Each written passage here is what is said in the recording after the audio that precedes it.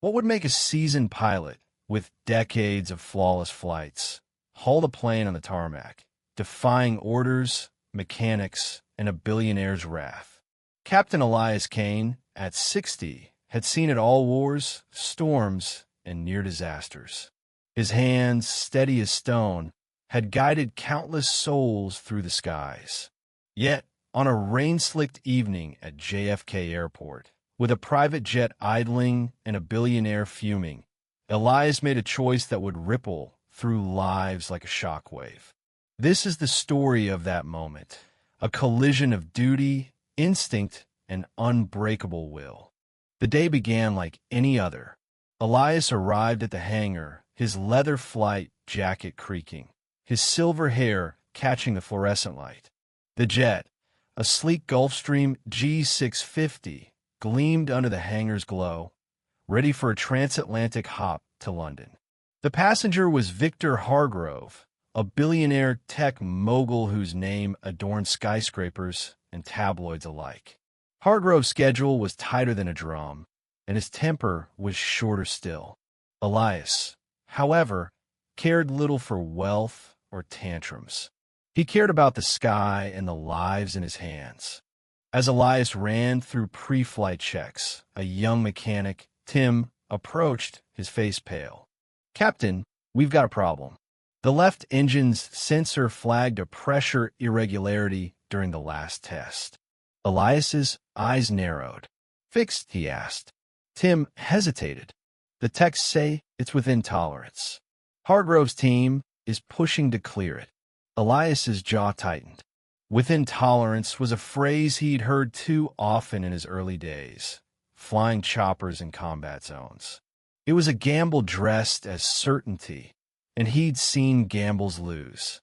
He climbed into the cockpit, the familiar hum of systems grounding him.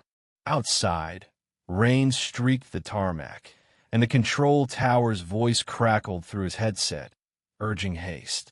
Hargrove's entourage was already boarding assistants, bodyguards, and the man himself, a wiry figure in a tailored suit, his phone glued to his ear.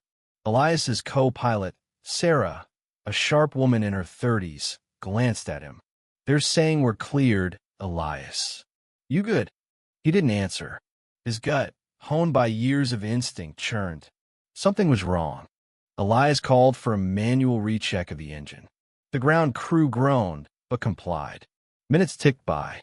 Hargrove stormed to the cockpit door, his voice sharp as a blade. "What's the holdup, Captain? I've got a deal in London worth more than your pension. Get this bird in the air." Elias met his gaze, unflinching. "Not until I'm sure it's safe, sir." Hargrove's face reddened. "Safe?" The mechanics signed off. "You're wasting my time." Elias's voice was low, steady. "My job's to keep you alive, not on schedule." The tension thickened. Then came the twist of voice broke through the radio, one Elias hadn't heard in years. It was Lena, his estranged daughter, now a lead engineer at the aircraft manufacturer. She'd been monitoring the jet's diagnostics remotely, a coincidence born of her new role. "Dad, it's me," she said, her voice tight. "That sensor issue? It's not a fluke. There's a history of microfractures in that engine model. I'm grounding the fleet, but you need to stand firm now." Elias froze. Lena, whom he hadn't spoken to in a decade, was reaching across the years to back his instinct. The rift between them, born of his long absences during her childhood, suddenly felt smaller.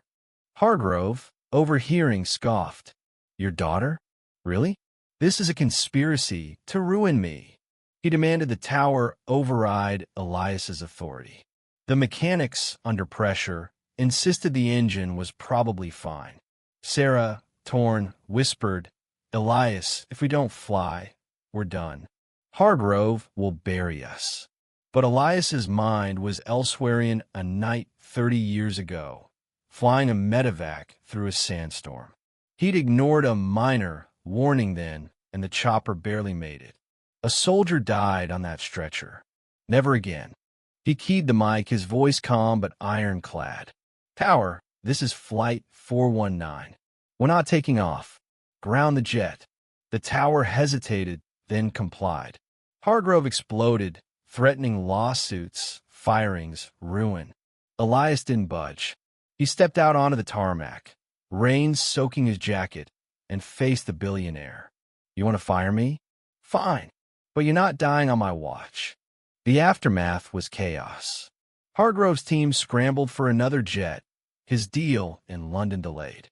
Social media erupted, some calling Elias a hero, others a stubborn fool. The airline suspended him pending review. But Lena's call had been a lifeline. Her data triggered an industry-wide recall of the engine model, saving countless lives. Days later, she met Elias at a diner near the airport. The air between them was heavy with unspoken apologies. I saw your name on the flight manifest, she said softly. I couldn't let you take that risk. Elias's eyes glistened. You saved me too, kid. Word spread. Passengers from other flights sent letters, thanking Elias for his stand. A young pilot, inspired, vowed to trust her instincts over protocol. Hargrove, humbled by the near miss, quietly dropped his threats. Elias, though grounded, found peace in his choice. He'd lost a job but gained something Greyterra daughter's respect, a legacy of courage, and the knowledge that one bold move could echo far beyond the tarmac. In the end, Elias Kane's refusal wasn't just about a faulty engine. It was about the weight of responsibility, the courage to trust one's gut, and the quiet power of doing what's right, no matter the cost. The skies would wait for him, as they always had.